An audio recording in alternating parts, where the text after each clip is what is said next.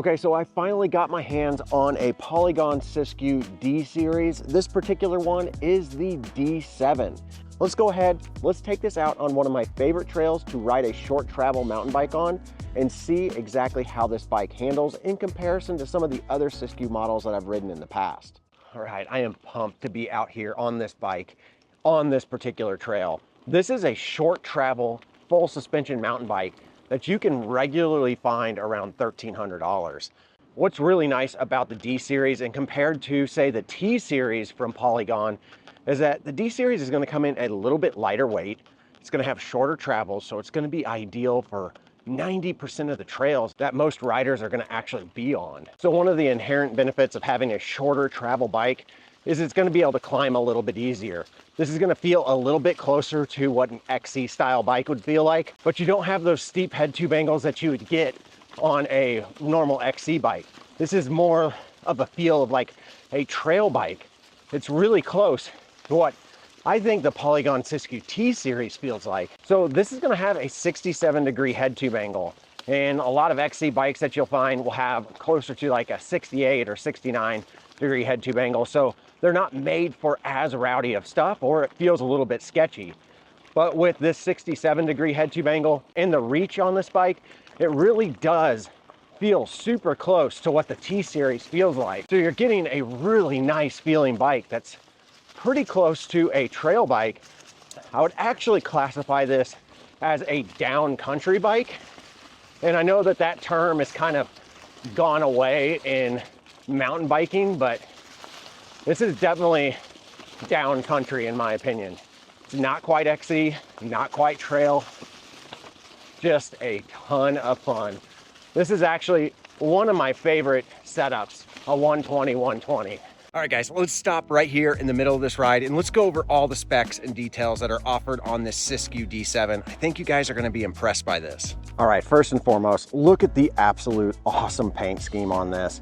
Super bright up top and nice and dark down towards the bottom of the frame. Looks absolutely stunning, multicolor.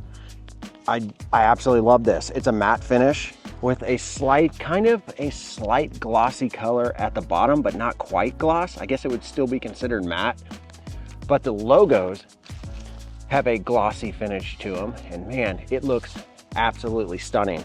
So just some of the specs that you're gonna get on this, you are gonna get this RockShox Recon fork, and this is gonna have 120 millimeters of travel. And again, on this particular model, it is not boost spacing down here, but you do get a through axle, which is nice to see. These are gonna be put on with some nice rims. These rims are tubeless compatible. However, these WTB Trail Boss tires, they are not tubeless compatible. So if you wanna go tubeless, I recommend upgrading to a tubeless compatible tire. These are gonna be wire bead tires. They're 2.25 inches wide, but they do have a very nice tread pattern to them.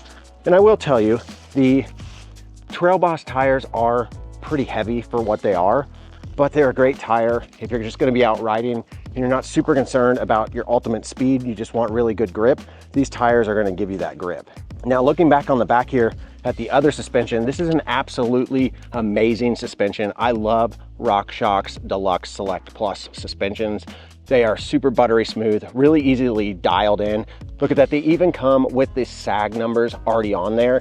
So you can simply air it up, put this little rubber band thing up at the top, sit on the bike, see where this actually hits, and you'll know exactly what your sag is at. Super nice. RockShox does an amazing job. And you also get a lockout right here and a rebound adjustment with an air inlet. This can go upwards of up to 325 PSI max.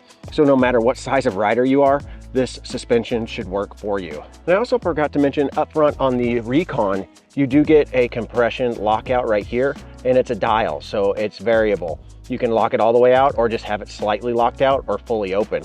And it also has rebound adjustment on this also. Now looking up here at the cockpit, you are going to get some pretty nice bars. These bars are going to be 780 millimeters wide, come with some pretty decent grips on here, but then you get this Shimano Dior 11-speed shifter, which is super buttery smooth. Now the levers that come on the MT201s are a little bit longer, but they are really nice. You can fit 2 fingers on here, or you can move them over just a little bit and go 1 finger with these levers. All depends on what you feel comfortable with whenever you're braking. And then making our way over to the other side of the bars, the only thing that's different over here is you do get a dropper post lever. I'm not a huge fan of this particular lever, so if you're gonna upgrade something on this bike right away and you want it to be relatively inexpensive, upgrade this lever to something that has a bearing in it, like a Shimano lever or a P&W lever or a wolf tooth lever. You'll get better performance out of it, but I have found that this one today has been working really well. Now, if I do have to say one thing on this, the cabling is a little bit long, but this is something I see on all direct to order bikes because they have to break these bikes down after they assemble them. They need a lot of cable length. So if you're concerned about long cables or anything like that, you may need to cut them, re-bleed the brakes, or shorten this cable here for your dropper post lever.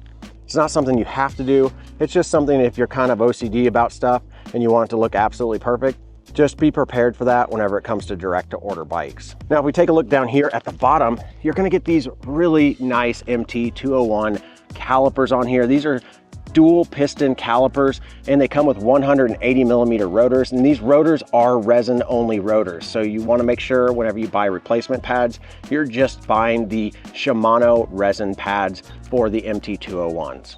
And since we just talked about the dropper post lever, this does have a 170 millimeter dropper post on it, and this particular one is a Trans X. Now, if you go with a size small, you'll get 150 mil, just because they can't fit the 170 mil inside the frame that comes on a size small. Now, looking down here, the crankset is a 32 tooth crankset with 175 millimeter length crank arms. And I love that Polygon actually puts on Shimano branded cranksets. This is the Shimano Dior crankset, super durable. And then back here, we're gonna get the Shimano Dior rear derailleur that's gonna have the clutch built in. So right down here, you've got your on switch, and then this would turn the clutch off right there, and then you can flip it back on. You'd only turn that off if you were going to be removing your wheel. And then it does look like we got a nice Shimano Dior 11-speed cassette, name brand cassette. Really like to see that. Now, this seat is brand new to me. I have ridden a ton of Polygon bikes and they seem to mix and match the seats all the time. This one is actually super comfortable. I wish that they would put this one on more of their bikes. I am currently testing the Polygon Siskiu T7E, and I'm not a fan of that seat. It's got too much of this shiny grippy stuff, where this one feels really good. I can move around on it with no problems whatsoever. Now, one of the things that I'm not a huge fan on this bike, but it's not a really big deal, are the cables, how they exit the frame towards the bottom of this down tube. You've got it coming out the side over here and it goes underneath. And then you've got 2 cables over here, your hydraulic hose and your dropper seat. Not that big of a deal. Does make maintaining this bike a little bit easier, but it just doesn't look as clean as, say, like the Polygon Siskiu T series.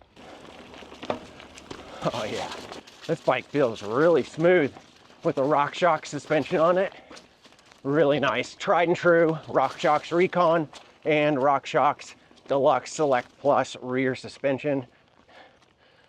It doesn't get much better. And as of me recording this bike is $1,299. I don't even know how a bike like this can sell for that price. That's absolutely crazy. This bike feels more like an $1,800 bike in my opinion. Now, having a little bit shorter travel, a little bit lighter weight, you're gonna get a better climbing bike than a full trail bike. And that's one of the benefits of a 120 bike. It's just gonna climb up a little bit better and get you to the top a little bit sooner. Now, this particular bike, I wouldn't suggest it for rowdy downhill type stuff, but I would suggest it for some blue trails, green trails, and the occasional black. It is definitely not a big hit bike. If you're planning on hitting some big jumps, you're gonna wanna look at the T series. But if you're like me, 90% of the time your wheel's on the ground, this D series is a great value. Now, this bike comes with a Shimano 11-speed Dior setup that has a clutch included. So you're not gonna get a lot of trail noise whenever you're going down any rough trails. Pretty quiet bike overall. And the 11-speed setup is super reliable. It uses a standard Shimano HG hub. This bike's a blast. Woo! Yes, D7 rocking that. what a fun bike. And I have noticed that these 780 millimeter wide bars feel perfect on this bike. It's got a little bit shorter stem, so you're closer to the actual steer tube, giving you a little bit more control. This bike comes in multiple configurations. You can get this in a D5 in the cheapest option. That's going to be really inexpensive for a full suspension. And then you can get the D6, which has some upgraded stuff on it from the 5 for just a little bit more. But if it was my money, I would get the D7 or the D7 SE. All right, doing a little road climb here. We're gonna test to see how good this Dior shifter will shift under load. Let's get to where there's some load on the pedals and shift. Oh, Shimano stuff is so buttery smooth. It's kind of unreal. I mean, this is a $1,300 bike and it's super smooth. And that's right out of the gate. I mean, just coming right out of the box, no tuning whatsoever. This bike shifts really well. And that's what you can expect whenever you order a bike from Bikes Online, is stuff is pretty well dialed in from the get-go. So you can literally just put the seat in, put the front tire on, make sure you got enough air pressure in your tires, and then make sure your suspension has the proper air pressure. Put some pedals on and get out and ride. Thought you was a threat. I do real life, do no tip.